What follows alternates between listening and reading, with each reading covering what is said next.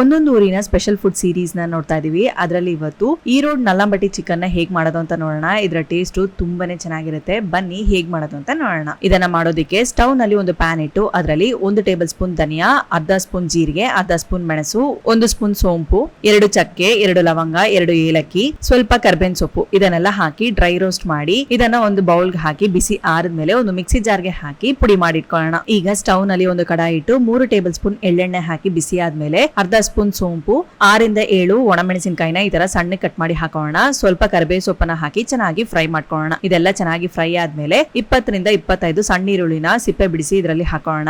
ಈರುಳ್ಳಿ ಹಾಕಿ ಚೆನ್ನಾಗಿ ಬಾಡಿಸ್ಕೊಳ್ಳೋಣ. ಈ ತರ ಚೆನ್ನಾಗಿ ಈರುಳ್ಳಿ ಫ್ರೈ ಆದ್ಮೇಲೆ 1 ಟೇಬಲ್ ಸ್ಪೂನ್ ಶುಂಠಿ ಬೆಳ್ಳುಳ್ಳಿ ಪೇಸ್ಟ್ ಹಾಕಿ ಚೆನ್ನಾಗಿ ಬಾಡಿಸ್ಕೊಳ್ಳೋಣ. ಇದರ ಹಸಿ ವಾಸನೆ ಹೋದ್ಮೇಲೆ 1 ಟೊಮೆಟೊನ ಕಟ್ ಮಾಡಿ ಹಾಕಿ ಚೆನ್ನಾಗಿ ಬಾಡಿಸ್ಕೊಳ್ಳೋಣ. ಈ ತರ ಈರುಳ್ಳಿ ಟೊಮೆಟೊ ಎಲ್ಲ ಚೆನ್ನಾಗಿ ಫ್ರೈ ಆದ್ಮೇಲೆ 1/4 ಟೀ ಸ್ಪೂನ್ ಅರಿಶಿಣದ ಪುಡಿ, ರುಚಿಗೆ ತಕ್ಕಷ್ಟು ಉಪ್ಪನ್ನ ಹಾಕಿ ಚೆನ್ನಾಗಿ ಮಿಕ್ಸ್ ಮಾಡ್ಕೊಂಡು 1/4 ಕೆಜಿ ಚಿಕನ್ ನ ಚೆನ್ನಾಗಿ ವಾಶ್ ಮಾಡ್ಕೊಂಡು ಅದನ್ನ ಇದರಲ್ಲಿ ಹಾಕೋಣ. ಚಿಕನ್ ಹಾಕಿದ್ಮೇಲೆ ಚೆನ್ನಾಗಿ ಮಿಕ್ಸ್ ಮಾಡಿದ್ರೆ ಅದರಿಂದ ಸ್ವಲ್ಪ ನೀರ್ ರಿಲೀಸ್ ಆಗುತ್ತೆ. ಅದ್ರ ಜೊತೆಗೆ 2 ಟೇಬಲ್ ಸ್ಪೂನ್ ನೀರನ್ನ ಹಾಕಿ ಮಿಕ್ಸ್ ಮಾಡಿ ಲಿಡ್ ಹಾಕಿ ಕ್ಲೋಸ್ ಮಾಡಿ ಚೆನ್ನಾಗಿ ಬೇಯಿಸ್ಕೊಳ್ಳೋಣ. ಒಂದು 10 ನಿಮಿಷ ಚಿಕನ್ ಚೆನ್ನಾಗಿ ಬೆಂದ ಮೇಲೆ ಲಿಡ್ ಅನ್ನ ಓಪನ್ ಮಾಡಿ ರುಬ್ಬಿಟ್ಟಿರುವ ಪುಡಿನ ಹಾಕಿ ಚೆನ್ನಾಗಿ ಮಿಕ್ಸ್ ಮಾಡ್ಕೊಳ್ಳೋಣ. ಸ್ಟವ್ ನ ಸಿಮ್ಮಲ್ಲೇ ಇಟ್ಟು ಎಣ್ಣೆ ಸಪರೇಟ್ ಆಗೋವರೆಗೆ ಚೆನ್ನಾಗಿ ಬೇಯಿಸ್ಕೊಳ್ಳೋಣ. ಈ ತರ ಕನ್ಸಿಸ್ಟೆನ್ಸಿಗೆ ಬಂದ್ಮೇಲೆ ಸ್ಟವ್ ನ ಆಫ್ ಮಾಡಿ ಮೇಲೆ ಸ್ವಲ್ಪ ಕೊತ್ತಂಬರಿ ಸೊಪ್ಪನ್ನ ಹಾಕಿ ಸರ್ವ್ ಮಾಡಬಹುದು. ಇದರ ಟೇಸ್ಟ್ ತುಂಬಾನೇ ಚೆನ್ನಾಗಿರುತ್ತೆ. ಚಪಾತಿ, ದೋಸೆ, ಬಿಸಿ ಬಿಸಿ ಅನ್ನಕ್ಕೆಲ್ಲ ತುಂಬಾನೇ ಚೆನ್ನಾಗಿರುತ್ತೆ. ಖಂಡಿತ ಟ್ರೈ ಮಾಡಿ. ಹೇಗಿತ್ತು ಅಂತ ಕಮೆಂಟ್ ಬಾಕ್ಸ್ ನಲ್ಲಿ ಕಮೆಂಟ್ ಮಾಡಿ. ಸೊ ಈ ವಿಡಿಯೋ ಇಷ್ಟವಾಗಿದ್ರೆ ಲೈಕ್ ಮಾಡಿ. ಫುಡಿ ಕನ್ನಡನ ಫಾಲೋ ಮಾಡಿ.